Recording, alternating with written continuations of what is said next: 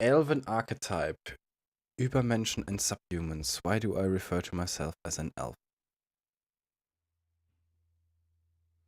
Greetings, Laddingtons. Today I want to respond to a somewhat commonly asked question, and that is why I sometimes refer to myself as an elf. And before I begin to elaborate, I would like to aim a massive, heartfelt thank you to Styx Hexenhammer 666, who gave me a shout out in a recent video. So thank you for that, Styx. And Sticks. also, this speaks very highly of you because that is a clear sign of confidence when you can give attention and shout outs to other people. So tips Pickelhaube at Styx Hexenhammer 666. Thank you, much appreciated. So, on to the Elven question at hand. There is actually quite a few different perspectives or points I would like to bring up here. So, it's not only that I think Lord of the Rings and Warhammer is great. Obviously, I'm a big fan of both and I'm a big fan of fantasy, but the Elven question goes a bit deeper than that. So, we can take the aesthetic point. I kind of look like an elf, just how it is. Same thing with the physique. I do have a somewhat elven physique, a bit jacked elf, but still, with a smaller waist and a bit tall and everything like that. So an elven appearance, obviously with hair as The well. Nordic jacked elf Secondly, versus the real elven forest goes, elf. and referring to myself as an elf is a response to boomer masculinity, and what boomer masculinity is the kind of guys who says, "Oh, real men eat meat," or "real men do not care about how they look," or "real men do this and that." Now, if we look upon Lord of the Rings, who has the highest kill count in the entire Fellowship? Yeah, it is Legolas, and then you still have guys who say, "Oh, he's so gay" and everything like that because of whatever reasons, because he It's doesn't about want to kill aesthetics or and because effectiveness. this and that.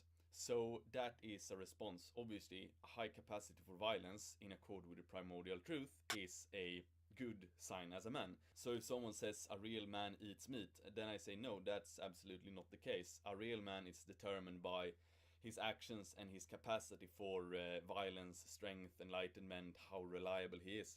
All of these things are Legolas. Yeah, he checks off all of these points.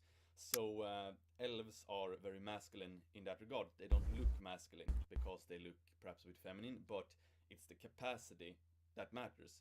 So if you look Exactly. upon a shield brother you obviously want someone who, when it's time to step up, he can perform. So if we talk about an elf as a human archetype, because this is what this is about, it's not about fantasy necessarily, it's also about the elven archetype among humans. So what would you prefer? Some guy who goes around thinking that he is so hench all the time, thinking he's the coolest ever, or would you rather have a calm, disciplined guy who doesn't go around being all brash like that, but he keeps his composure, and you know that when it's go time, you know that he can show up, step up when it matters. And you can So count on that is him. also something I view with the elven archetype, that it's not about going around being all hench all the time, but it's about when it time comes, then you have the capacity for violence. I So totally like a agree. martial artist, like a true martial artist, I suppose. So that is the response to the boomer masculinity point, that men are determined by what they eat or what they look like.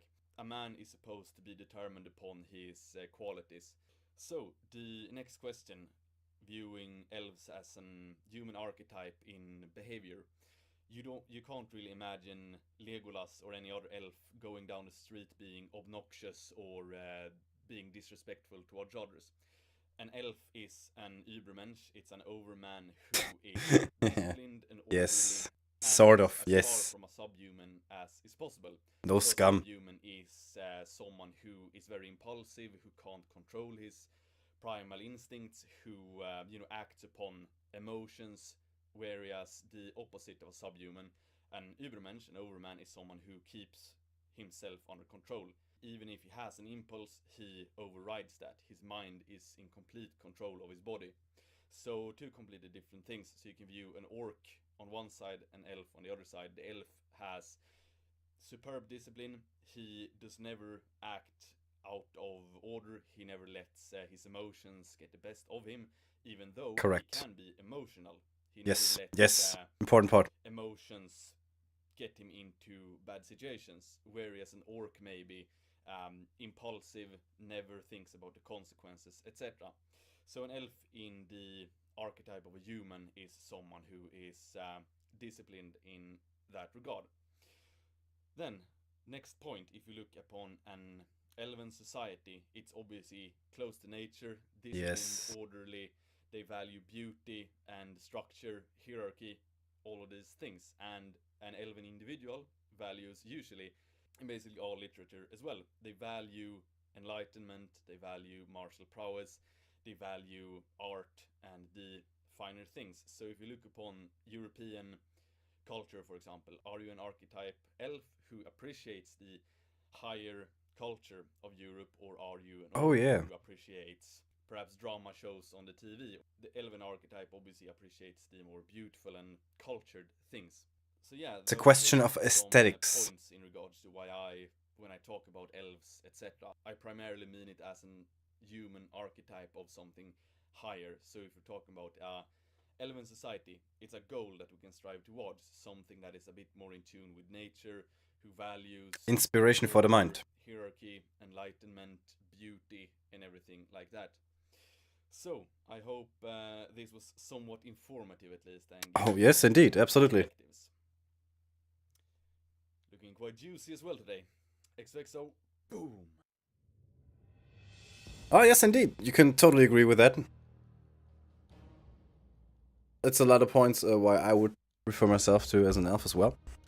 Even though my mouth can run a little bit ahead of myself from time to time. But overall, it really beats it, especially the part with being close to nature, having uh, having that great feeling for a need for higher aesthetics and art and that stuff, and being somebody you can rely on. That's why I have the elf in my name, the real forest elf. Especially because I'm so closely bound to my forest. If I don't go there for a week, I just turn sort of mad. Even though I'm very into technology and all that stuff. But yeah, sums it up pretty good. I can totally agree on that. So let's conclude the stream with that. And if you're not subscribed to the Golden One on YouTube, I'm sorry, but we will never be true friends. See you next time. Bye.